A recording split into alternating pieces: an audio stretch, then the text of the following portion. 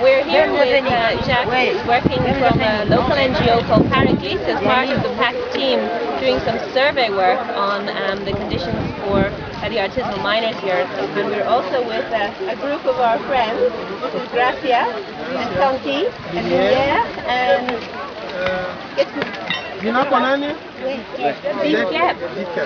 and who are here in the mine. So Jacques is just going to ask them a few questions about what they're doing here and I'll translate.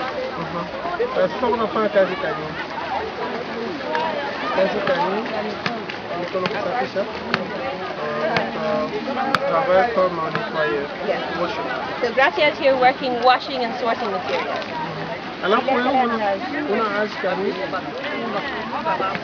He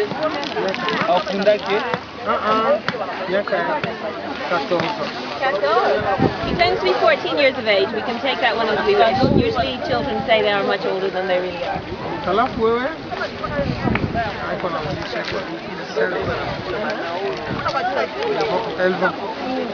Okay. Okay. Lumière is 7 years old.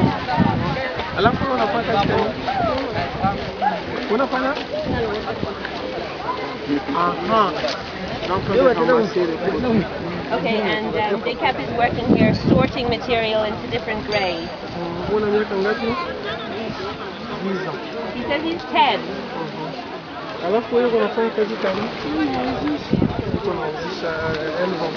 And Tante sells material. She's actually trading in material. And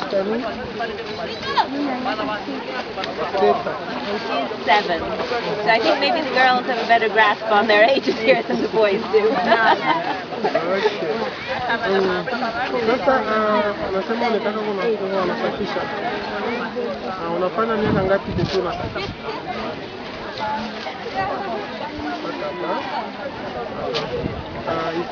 Il vient juste de commencer comme nettoyeur. Okay. So Gracia has just started working here.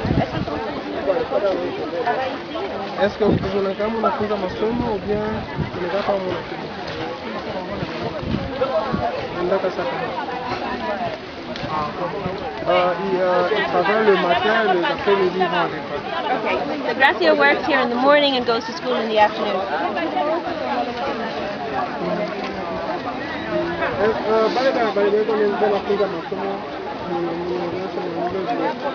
School?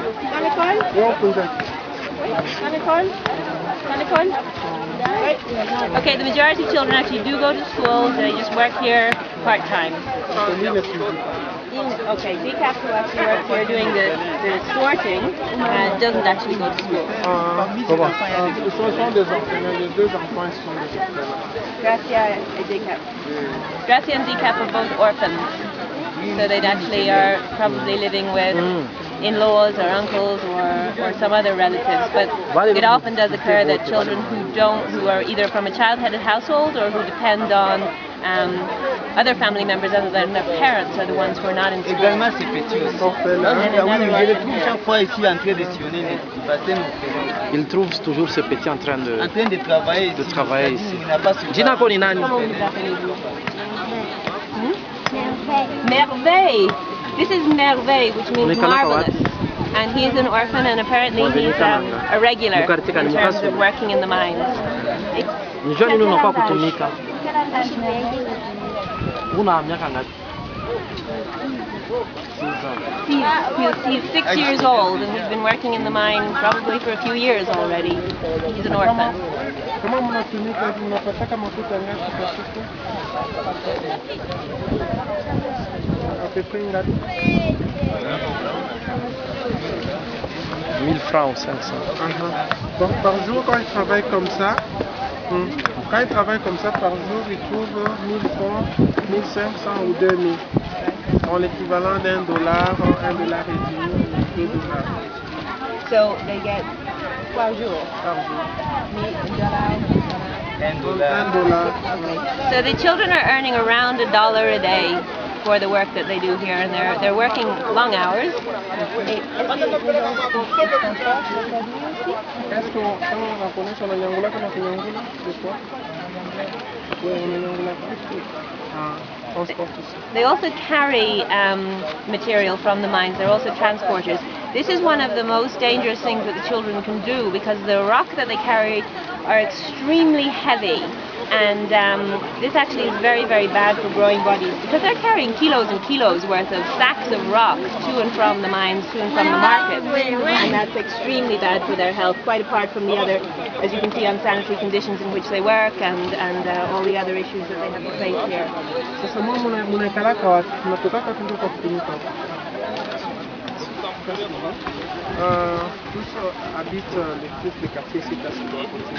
Okay, so they all live in Quartier Kusulo, which is near here. Kazi yako ni nini? Kusafisha maneno. Ndio unalokota sawa katika. Ndio unalokota. Hiyo si ramasse juste de profit. Ramasse comme le fait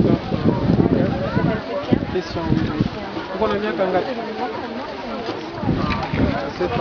Okay, Christian also works like Dicap does, doing the sourcing of different materials. So they use these meshes to grade the material and wash it. And he is 7 years old. Kama mnalokota mnaendaka nayo wapi? Unauzishaka? Okay, and they also sell. So even though these children are very, very young, they're actually trading already. So they take the material that they wash over the course of the day. Remember, everyone here is independent, so the kids are here to work for whoever will give them stuff to wash, to trade, and to sell. One of the things that's sometimes hard to understand about an artisanal mine is who plays what role. And in fact, the roles are very complex. So miners mine, and they don't leave the mine to wash or trade.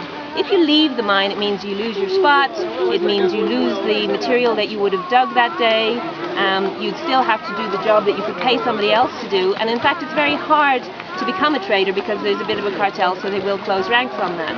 So the miners really stay in the mines and depend very heavily on the traders and the middlemen and the washers and the transporters.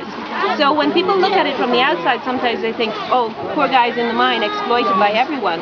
But in fact, everyone plays a different role. And if you try to change that too much, it's a big mistake. Because this is a complex operational and economic system which has evolved over a long period of time.